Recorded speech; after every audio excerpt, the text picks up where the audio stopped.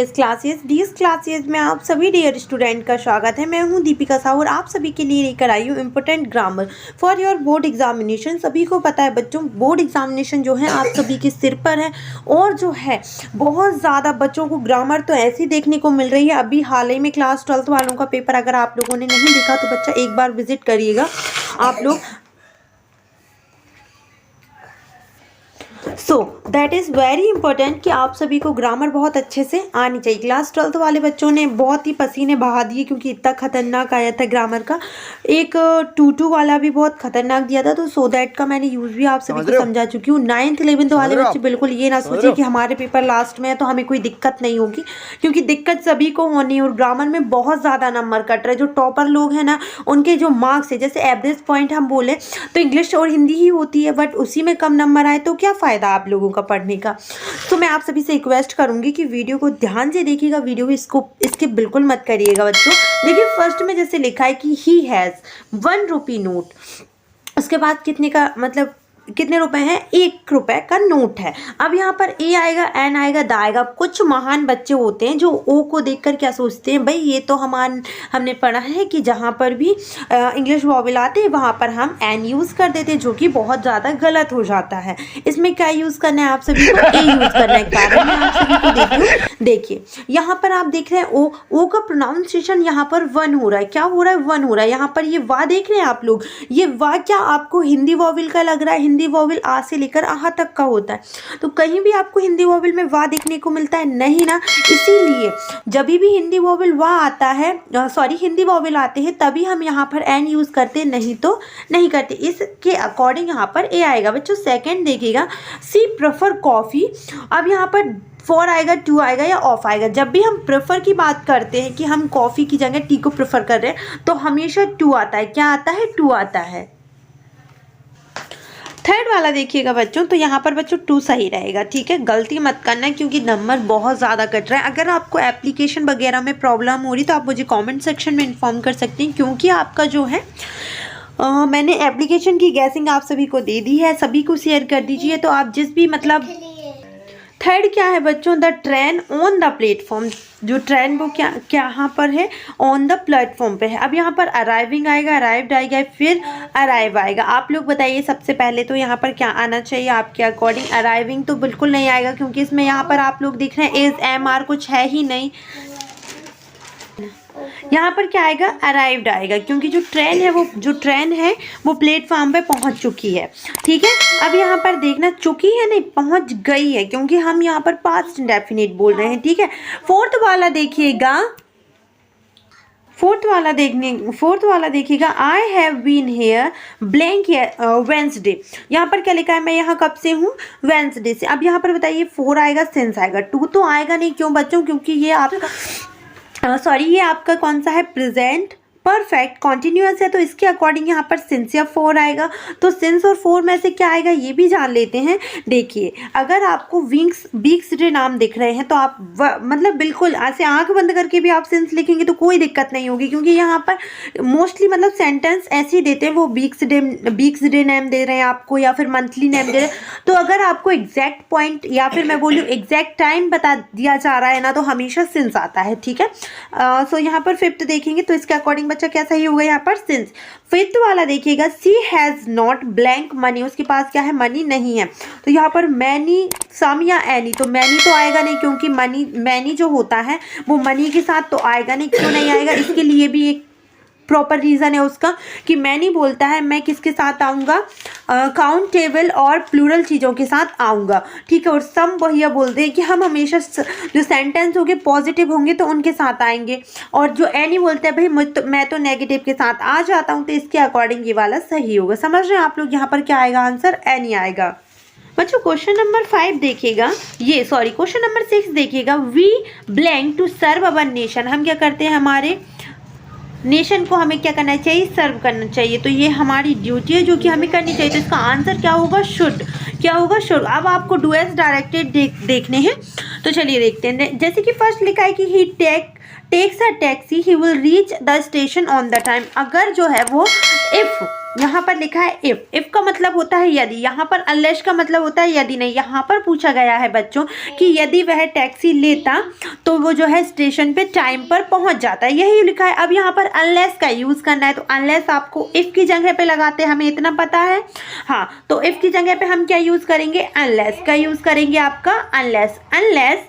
और क्या बोलेंगे हम, unless he takes a taxi, हमने बोला आपको दिखाई तो दे रहा है ना, unless he takes a taxi. इसका मतलब पूरा ये हो जाता है बच्चों कि यदि वह टैक्सी नहीं लेता, यदि वह टैक्सी नहीं लेता तो क्या हो जाता, कुछ नहीं हो जाता, वो टाइम पर नहीं पहुंचता। क्या होता, वो टाइम पर नहीं पहुंचता, तो ये विल के बाद जो है नॉट आ जाता। क्या आ जाता, नॉट। हम क्या बोलेंगे इसको, Unless he takes a taxi, he will not। यहाँ सेकेंड सेंटेंस में क्या आ जाता, नॉट आ जाता। सो आगे देखेंगे सेकेंड वाला, they make beautiful toy for children. उन्होंने क्या लिया है, ब्यूटीफुल टॉय लिए हैं चिल्ड्रन के लिए। अब यहाँ पर बच्चों आप मेक देख रहे हैं और इसमें बोला है change into past indefinite tense. किसमें बोला है, change into past indefinite tense, मतलब आपको इसको सिंपल पास्ट में चेंज करना है। आप ये देख रहे हैं ये कौन सा टेंस है बच्चों, सबसे पहले ये पहचानते हैं हम लोग, तो चलिए अंदाजा लगाते हैं। देखिए यहाँ पर मेक लिखा है, कौन से टेंस में जो है हेल्पिंग वर्ब नहीं आती, प्रेजेंट इंडेफिनिट और पास्ट इंडेफिनिट। तो इसमें क्या है आपका प्रेजेंट इंडेफिनिट है, क्योंकि मेन वर्ब की फर्स्ट फॉर्म या एस आपकी प्रेजेंट इंडेफिनिट में आती है। ठीक है, इतना क्लियर हो गया आपको। अब पास्ट इंडेफिनिट में हम क्या सिंपल सा फॉर्मेट बनाते हैं या फिर हम इसको पास्ट इंडेफिनिट चेंज करने के लिए कुछ नहीं करना है, इस मेक को क्या करना है, इसकी सेकंड फॉर्म में ले जाना है। तो मेक की सेकंड फॉर्म होती है बच्चा मेड। क्या होती है, मेड। सिंपल सी बात है। तो ये कैसा बन जाएगा, they made beautiful toy for children, they made beautiful toy for children. Clear. Third वाला देखिएगा बच्चों, Harish is so tired that he can not walk anymore. वो जो है हरीश जो है बहुत थक चुका है, तो वो जो है क्या नहीं कर सकता, अब चल नहीं सकता है। ठीक है, तो रीराइट द सेंटेंस या रीराइट यूजिंग टू। आपको किसका यूज करना है, टू। तो ये छोटा टू जो आएगा किसको, दोनों सेंटेंस को जोड़ने के लिए, और बड़ा टू कहाँ चला जाएगा, सो की जगह पे। ठीक है, अब दोनों सेंटेंस को जोड़ने के लिए क्या आएगा, मतलब जो दैट आता था उसकी जगह पे हम टू लिखेंगे। तो ये कुछ ऐसा बनेगा बच्चों, देखिए हरीश क्या आएगा आपका, हरीश आ गया, इज। अब ये सो की जगह पे क्या आएगा, TOO टू। अब यहाँ पर आप लिख दीजिए क्या, टायर्ड। क्या लिख दिया, टायर्ड। अब दैट की जगह पे क्या आएगा, छोटा टू, है ना। फिर यहाँ पर आ जाएगा, देखिए एक शर्त होती है, कभी भी आपने अगर इन्फिनिट पढ़ा होगा बच्चों, तो एक शर्त होती है कि टू के बाद जो है, टू जो भैया बोलते हैं, क्या बोलते हैं कि हमें मेन वर्ब की फर्स्ट फॉर्म चाहिए तो चाहिए।